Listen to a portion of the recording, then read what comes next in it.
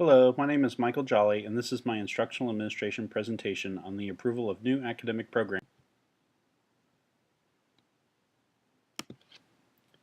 This presentation includes an overview of my institutions and the selected program, a description of general new program approval processes, and a discussion of college and state level policies. I'll talk about the role of the instructional administrator. My home and assigned states are Nebraska and Kentucky, respectively. As my higher education interests center on community colleges, I selected Northeast Community College as my home institution. Having done some earlier work with administrators at Northeast, I felt my previous access to those administrators would prove valuable for this class. In addition, I felt Northeast represented the community colleges in Nebraska quite well.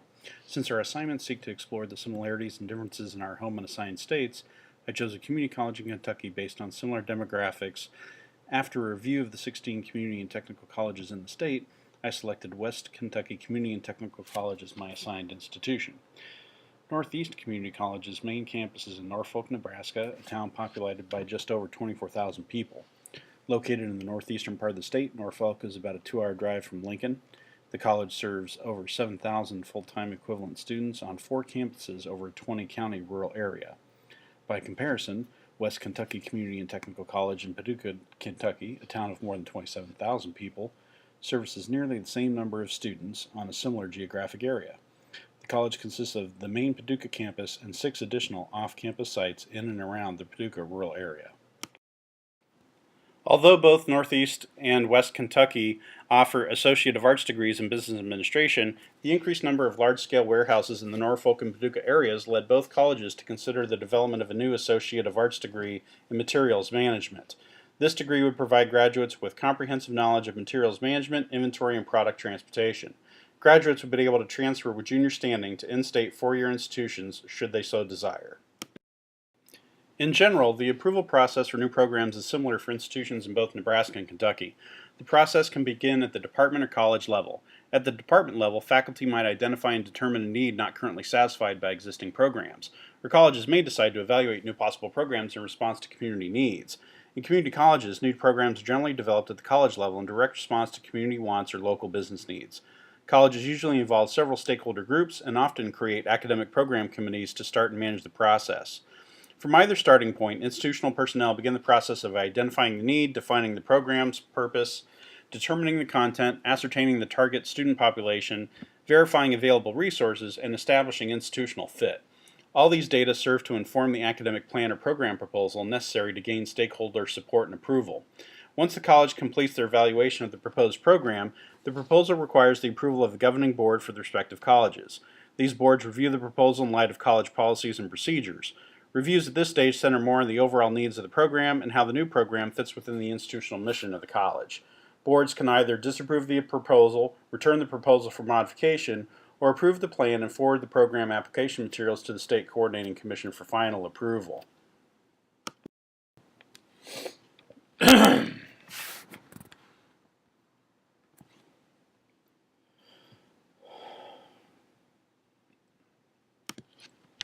Now, we'll review the college-level policies and procedures for new program development. Generally, each college follows similar specific policies as identified in their respective policy and procedure manuals. Kentucky, however, has a slightly different process whereby the college follows the policy. And Stark identified 8 elements of academic plans that instructional administrators and their institutions should consider and make decisions about before, during, and after program development. These elements include purposes, the knowledge, skills, and attitudes to be learned; content, the subject matter selected to convey specific knowledge, skills, and attitudes; sequence, the arrangement of the subject matter and experiences intended to lead to specific outcomes; learners, how the plan will address a specific group of learners; instructional processes, the instructional activities by which learning may be achieved; instructional resources, the materials and settings to be used in the learning process; evaluation, the strategies used to determine whether decisions about the elements of the academic plan are optimal; and adjustment, enhancements to the plan based on experience and evaluation. Both internal processes at Northeast and West Kentucky incorporate most, if not all, of these elements throughout their design and development activity.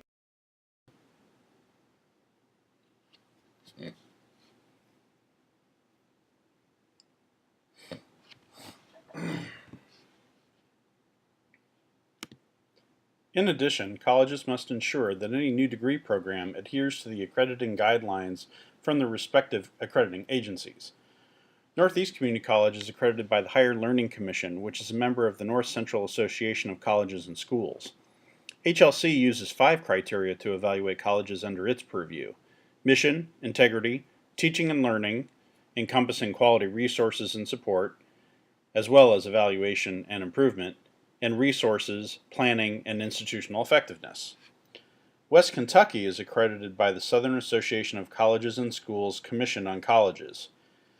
SACSC uses 4 criteria in its evaluative procedures: principles of integrity, core requirements, comprehensive standards, and federal regulations.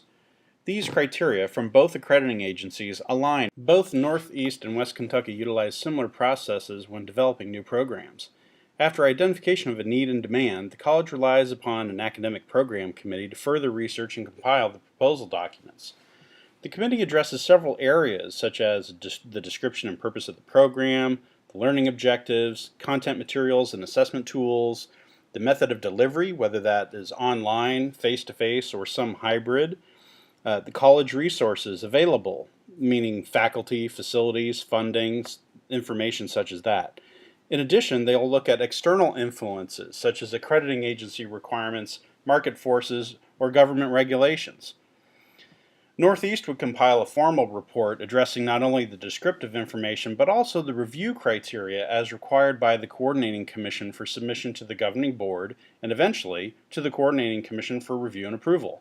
In contrast, West Kentucky would only have to complete the pre-proposal documentation, essentially the descriptive information alone, which we'll discuss in the next section on state-level procedures.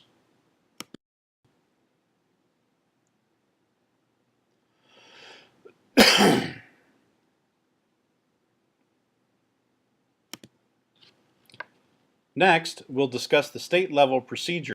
The program approval process at the state level in Nebraska is quite straightforward. The Coordinating Commission for Post-Secondary Education has legislative authority granted by the state to authorize new instructional programs. The Commission works with colleges and universities and governing boards to evaluate new program submissions. Institutions seeking to add new academic programs must compile an assortment of data into a formal new program proposal. The proposal consists of 2 sections: descriptive information and review criteria.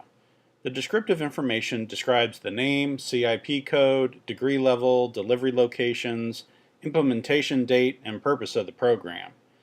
In addition, this section includes college-related information regarding faculty, funding, and facilities, as well as the approval date of the institution's governing board. The review criteria, outlined on the next slide, stem from the objectives for review established by the Commission in 2008. These objectives include meet educational needs, assure efficiency, avoid unnecessary duplication, assure adequacy of resources, and assure new programs approved by the Commission meet minimum performance standards established by the Commission.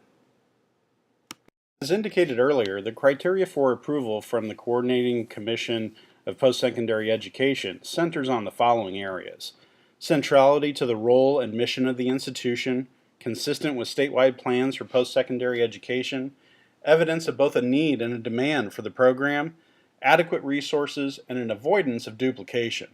In addition, other criteria may be included as required or necessary. Institutions submit their formal program proposals to the Coordinating Commission, and the Commission reviews and rules on their application. We're going to change this. Kentucky's approval process, although similar to Nebraska's, does include some notable differences. The Kentucky Council on Post-Secondary Education has overall statutory power per Kentucky Revised Statute to approve new academic programs, but in contrast to Nebraska's approval process, in 1999 it deferred management of new program applications for associate degree and certification programs to the Kentucky Community and Technical College system. Any higher education institution seeking to gain approval for new associate's programs must submit applications to the KCTCS. Then, they will determine if an existing community college in the same geographic area, 1, does not have an interest in creating a similar program, and 2, does not have the ability to implement the program in a more cost-efficient and effective manner. If a community or technical college in the area can implement a similar program within 1 year and can do so more efficiently, the Council can deny the program application. Conversely, if the applying institution can provide evidence that KCTCS will not create a similar program, the Council can approve the application. If so, the applying institution must then submit a full proposal to KCTCS Board of Regents for approval. Institutions should notify and gain approval for any programs they intend to develop within 3 years. The academic program approval process consists of 2 stages, the pre-proposal and the proposal stage. In the pre-proposal stage, institutions must submit to the Council a pre-proposal document addressing several pieces of information, including justification for the new program, validation for the new program, especially if other similar programs exist, and evidence that the program is aligned with the institution's mission, the state's post-secondary education strategic agenda, and the statewide strategic implementation plan. Once the pre-proposal is approved, the institution submits a full program proposal approved by the institution's governing board. Further descriptions of the pre-proposal and proposal stages continue on the next slide. Recall that the Kentucky Council for Post-Secondary Education deferred program management for associate's programs to the Kentucky Community and Technical College System in 1999 in an effort to streamline the program approval process. Subsequently, they modified the approval process, stipulating that Kentucky community and technical colleges would not be required to submit full proposals, and the Kentucky Council for Post-Secondary Education agreed to expedite all program approval requests from KCTCS. This system ensures that the Kentucky Community and Technical College System has ample opportunity to provide. Furthering our discussion on Kentucky's 2 proposal stages, the pre-proposal stage requires an application from the institution addressing several program and institution-related issues. The application includes such basic information as the program name, CIP code, degree level, implementation date, and a complete description, but also requires institutions to specifically address curricular concerns such as the identified learning outcomes, an assessment plan, and the method of delivery. Additionally, the application must identify how the new program relates to other existing programs, internal to and external from the applying institution. Finally, the application requires the institution to identify the instructional resources, such as faculty, facilities, and funding, available for the new program. Full proposals, in comparison, require extensive research and internal evaluation on several key, high-level elements of the proposed program. The proposal must meet the program's centrality to the institution's mission and how it is consistent with the state's post-secondary educational goals. The proposal must also discuss program quality and student success issues, program demand and unnecessary duplication, cost and funding sources, and program review and assessment. Throughout the new program approval process, the instructional administrator is ever present. From initial inquiries regarding the need and demand for new programs through the final approval stages in collaboration with state coordinating commissions, instructional administrators have various roles to play. During the initial design and development stages, IAs may facilitate the process, direct staff, and produce materials. When dealing with the various stakeholders, they must collaborate, coordinate, broker, and monitor. Finally, working through the submission process requires diligent monitoring and mentoring to bring the program to fruition. I liken many of the roles that IAs play throughout the process as being representative of the core leadership competencies identified by the American Association for Community Colleges. Being an effective IA during new program development requires a person with an abundance of leadership characteristics such as those identified by AACC. Institutions and states do an admirable job of explaining the policies and procedures necessary to bring new instructional programs to fruition. The largest roadblock to the implementation of new programs seems to be the time required to not only compile persuasive and complete application materials, but also to wait for program approval from internal and external agencies. Internally, I would make 3 recommendations to both institutions. Improve the timeliness of submission and approval process.